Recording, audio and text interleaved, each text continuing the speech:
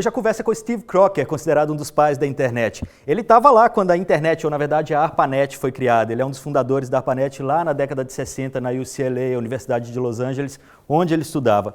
Para a gente entender um pouquinho mais dessa história, conversa agora com o próprio Steve Crocker. Thanks for talking to us. My pleasure. So first of all, the beginnings. How was it like at the beginning when you just started working with ARPANET? How did the idea start at that moment? So it's interesting. Most people think that it was sort of an idea just that sprung forth all at once. Yeah, but actually, there had been earlier efforts to connect computers together that had not been very successful. But the idea of connecting computers together had been something that had been worked on in small amounts. 2 computers here, 2 or 3 computers there. Right. And from the failures, from the not so good experience, came an understanding of what it would take to do it better next time. So around 1967, the Advanced Research Projects Agency, which is an agency within the U.S. Department of Defense, which has an office that's focused on advanced computer science, formulated a plan to build a much more ambitious network. And they had a couple of very important ideas. One was to use the places that they were already sponsoring research at. So these are advanced laboratories in the US at universities and a few other places, and that they would use those as a kind of test bed. Mm-hmm. And another was that rather than connect computers that were only like each other, they would connect different kinds of computers. Now that may seem like a very strange thing to do. It may seem like it's harder, but actually it causes a cleaner thinking, a way of separating what's important about the network versus what's important about the individual computers. But do you remember like the feeling of that moment? What were you expecting for that project? Do you remember what was on your mind? Or? I do. I had some very odd feelings. So I was much younger then, goes back a ways, and I had thought about what I wanted to do, and what I wanted to be a researcher, and I thought about what research I wanted to do, and it had nothing to do with this. What was it? It was formal methods, proof techniques, artificial intelligence, how to bring intelligence to the process of building software. So when did you get involved with that? So I was working on that, but I was in the laboratory in Los Angeles, which by happenstance was the first place on the ARPANET. I had quite a bit of experience from earlier years of doing a lot of programming. So I knew my way around the insides of operating systems and computers. So I thought, well, this would be useful. Wouldn't be very complicated, I thought. I didn't think it had much research content to it. I thought it was kind of an engineering exercise in a way. Mm-hmm. But I thought it would be very useful. I thought it would be, in fact, there was I used to sneer in a way to make fun of it by saying it would only have socially useful consequences, mm-hmm. which was a play on what was said about whether something was art or pornography, and mm-hmm. Anyway, so I let myself get involved in the initial thinking about that, and I did it very actively for a few years, and then I turned my attention away from that to something. But what I was thinking at the time, to your question, mm-hmm. is that this would have very high impact. It would be very good to connect computers together, make it easy to work together at a distance, to move information around, and that in relatively short amount of time, everybody would want their computer to be connected to the network, that would be standard. So you're there on the 29th of October, 1969, when was the first connection made, right? Yeah. Again, what was passing through your head and your colleagues in there? How many people were there at that moment, you remember? Oh, just a handful. There were 2 sites. There was UCLA, and then the other side was at SRI. The routers, which were called IMPs, their first version of a router, one had been delivered to us at UCLA, one had been delivered to SRI, we had to figure out how to connect them to our machines because there were no standard parts. You couldn't go to a store and buy a way to connect things together. So we had to build special connections. And then you had to write the software, and you had to figure out what the software was. So that was the very first attempt at trying to send information from our computer to the other computer. It failed because of a small, tiny little bug, which got fixed right away. A lot has been made of that moment. I thought it was okay, normal. I mean, just one more thing. We knew we were going to do it, and then we'd go on and do some other things. But you knew already that was something big. Yeah. That moment, in my view, was not so big, but the building of the network was very big. So your biggest contribution was the RFC, right? Yeah. There's an interesting story. You were at the bathroom when you did the first one. Oh my! I've been trying not to tell that part of the story. How was it like working as startups work today, maybe? Yeah.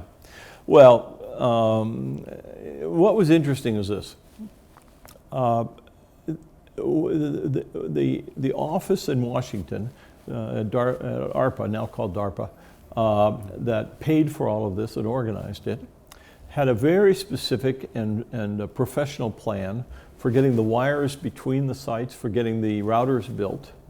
And they had no plan, purposefully, no plan for what to do with this network. There was no instructions about what software had to be written, what applications we were going to have. Instead, what they said was, we're going to put this in there, and you guys are going to figure it out. So I was one of those, and the heads of the projects at each of these places already had their research agenda, and so this was kind of an intrusion. So they passed it down to the graduate students, right? Yeah. So we got together with the permission and with the blessings of our bosses, of our professors, but with no particular set of rules as to what to do. And over several months, and this wasn't every day, this was just occasional visits with each other, we talked about what we were going to do with this network. Not just what we were going to do with this network, but what other people might want to do with this network. And we realized very quickly that there was no way that we could tell all the things that people were going to do. We understood that this was going to be a big open system that other people were going to build on top of it. So we kicked around several ideas. Some of them were easy, straightforward ideas. Some of them were much more advanced ideas. And after a few months, we said, okay, it's time that we write this down so that we could share this. And we were sitting around a table and we dealt out assignments to each other. You write up that, you've been talking about it, you write up that, you've been talking about it. And I took one of those, and I also took what I thought was a very small clerical assignment of organizing the notes. I said, I'll put some order in these. And over the next couple of weeks, I found myself very nervous about trying to organize these notes. Right. Because I worried that they would be misunderstood as being an assertion of authority or an attempt to grab power, or that we would cause somebody to get angry, and that some adult, some important person would come. Now we're all in the west coast of the United States. I figured somebody would come from the east, from either Boston or Washington, and come and say, "Who are you? What are you doing?" and so forth. So it took me 2 or 3 or 4 times to try to figure out how to organize these notes.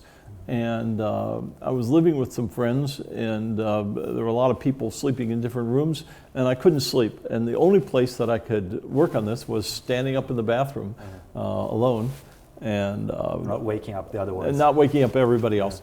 So the idea came to me that we should make the rules for these notes as simple as possible. No restrictions. Write anything you want. It could be incomplete. It could be questions without answers. It could be a design without no approval necessary. And then I got this silly idea in a way. I said, to make sure that every one of these is understood to not have any status and not to be authoritative, as a matter of form, we will call each one of them a request for comments. So it was a bit of a joke in a way. And I thought, so this will last for a couple months, and then eventually we'll have some formal documents. That was April 1969, and it didn't go away. It kept going, it kept going, it kept going. Yeah, there are more than 6,000 today, right? Well, yes, but it's even bigger than that in the following sense. When we wrote those notes, we didn't have the network. Yeah, sure. So everything we wrote was an RFC. Today, you use email. Today, there's another class of documents called internet drafts that are things. Yeah. So if we were counting the same things that we were writing then today, it wouldn't be 6,000, it would be 600,000, because some of those notes, several that I wrote, were a list of the people to send the notes to. And every time we added somebody to the list, we sent out another note with the new mailing list. So that doesn't show up as an RFC today. So this very simple idea didn't go away. It was, the joke was on me. And today, as you say, we have the RFCs are pretty well embedded. And the term, to my great surprise, was put into the Oxford English Dictionary.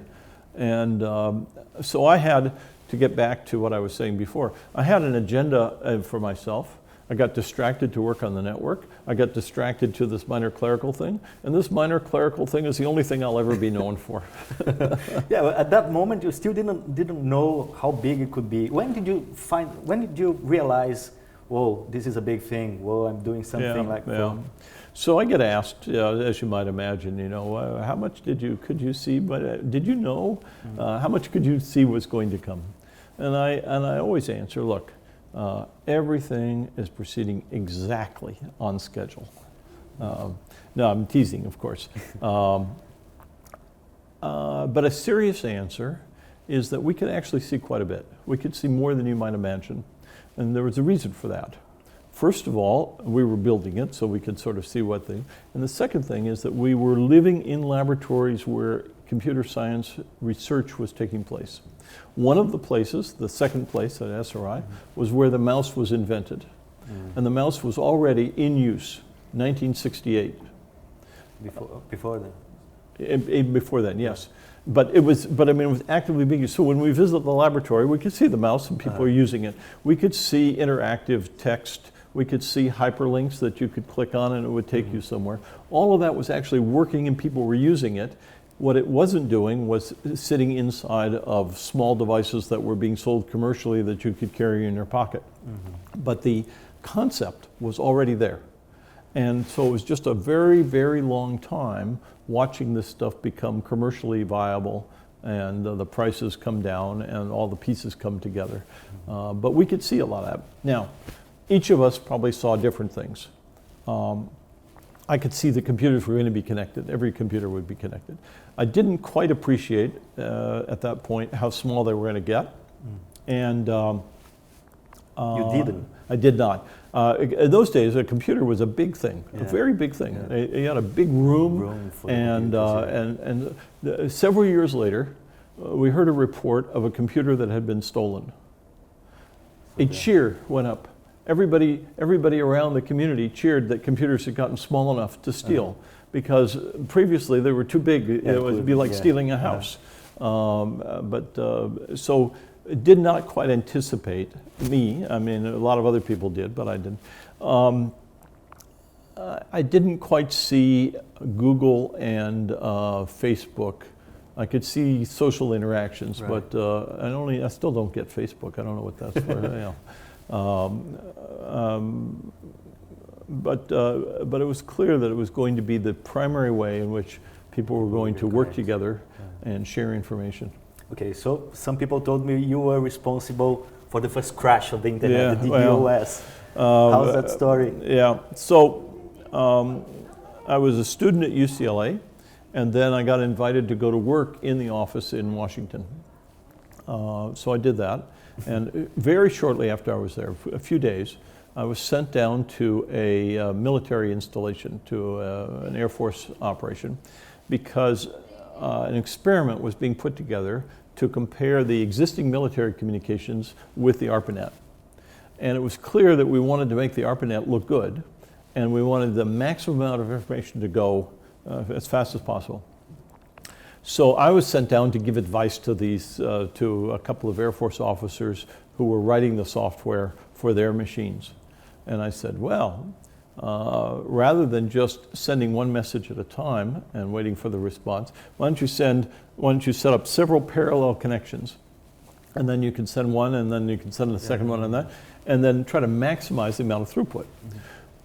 I was not actively working in all of the networking technologies because I had started to turn my attention elsewhere, and so there was a little bit of a disconnect, but it turned out that the ARPANET had a flaw, it had a vulnerability, that you could have too many messages in the interior and they would get into a traffic jam. Now in Sao Paulo, I'm sure you understand this completely. So you had messages trying to go from one place to another and from the other place back, and they would meet and there would be no place for one message to replace one and for the other to replace it, and the whole thing would just back up and crash. So I didn't put those pieces together in my mind, and I had told these guys to write the software in a way that generated too many messages. So after a few months of writing their software, they turned on their software, and they're down in Oklahoma City, in the southern part of the United States, and they turn on their software. 4 seconds. In 4 seconds, the entire network crashes. Whoa. We were talking about the links. How fast were the links? They were 50,000 bit per second links. That's very slow by today's standards. It was very fast by the standards then. Mm-hmm. And just to finish that part, so the network crashed. They have no idea what's going on because all they see is that nothing happened, and they think it's a bug in their software. Meanwhile, up in Boston at the control center for the network, they are very unhappy. And they can't turn it all back on very quickly. They have to turn on one, and then they have to call up the next people and ask them to turn that one on, and then they turn the next one on. And meanwhile, down in Oklahoma City, these guys are saying, well, I don't know, let's try it again. And they turn it on again. 4 seconds later, the entire network crashes again. By the time I found out, and they learned that I had told them, the people in Boston were yelling at me. I picked up the phone and they said, why did you do that? I said, hi, what are we talking about? First of all. And they accused me of doing it on purpose. And I said, no, I didn't do it on purpose. Okay, so after all this time, all these things, you started working with artificial intelligence and the other things that you wanted to do. Tell us briefly what you've done after that. Well, I did turn my attention back to formal proofs and correctness of software, and eventually finished my PhD in that subject. And I worked in a combination of that and software security over the years, and it gradually moved back more and more into networking. One of the reasons is that there was a lot more funding and resources available for networking and a lot less in the areas that I was working in, so I kind of followed the flow. And now, for the past dozen years, I've been involved with ICANN and with the domain name system and all of the management of that. Yeah, tell us a little bit about the new domains. How is it going on nowadays? How do you see the new internet being constructed now? So I need to be careful because I can't say anything that will be viewed as prejudicial one way or the other. When the domain name system was put together in the late 1980s, the top level was divided up into country codes like .br, and then 7 so-called generic top-level domains: com, net, org. In fact, com was a small afterthought. It was really 2 for the U.S. government with .mil and .gov, and .org, and .edu was very important for universities, and .net for what you now call ISPs, but it wasn't the term that was used. And then there was this small thing for a catch-all for these commercial firms that were on the network. So that's expanded and expanded, and one of the things that people asked over and over again is, why aren't there other top-level domains? Why is com the one that dominates everything? And so over the years, we've worked on that and opened up the top-level domains. It is frankly unclear how well that's going to work out. I think that there will be many books written about this, many economic studies. There are some that are general terms, there are some that are brand names, there are some that are socially relevant, there are some that are related to geography, and I think that there will be every possible result, some good and some bad. Well, we talked a lot about that with Daniel Fink, which is from ICANN Brazil. Yes. So just click here, and then you'll see his interview as well. Yeah. Well, another thing, you've seen so many things all these years related to internet. What excites you today? What do you see that you say, well, that's a good thing? The thing that excites me the most, truly, is the fact that this makes information available everywhere in the world at essentially no cost, and it has a tremendously positive effect, stimulating people to create things and to work together. Those two things, that they can individually create new things that they couldn't create before, and that they can work together at a distance with people that otherwise would have been impossible. I could tell you many stories. One more. I'll tell you. I went to India for my first time in 1994, and to Bangalore, and I visited a couple of different places, and I gave a talk at the university there, the Indian Institute of Science. And after I talked, I was introduced to one of the graduate students, and he was building a very elaborate set of software systems, and I was extremely impressed. I mean, he explained it to me, I understood it all. And he was putting together a lot of different pieces of technology to make a complicated system. And I asked him, so how did you get all of these? He said, I just downloaded the RFCs, read them, and put the pieces together, and I started to cry. So, yeah. That's cool. Yeah. And what do you say, like, for people like this guy, geeks and tech people that are watching us now, what would you say for these people who want to change the internet nowadays? Well, the internet is changing all the time. One of the very big things, which is quite evident, is that unlike the phone system, we made the internet as simple as possible in the middle and put all of the innovation at the edges. And so this makes it possible to come up with an idea and to implement it, and if people like it and use it, then you've got a major change. And so that's the way Skype, that's the way eBay, that's the way Google, that's the way Facebook, that's the way many other things, a long list of big changes. And you let your imagination go, whatever you can think of. Imagination is the limit. Yeah. All right, Steve, thank you very much for talking to us. It was a pleasure. Thank you.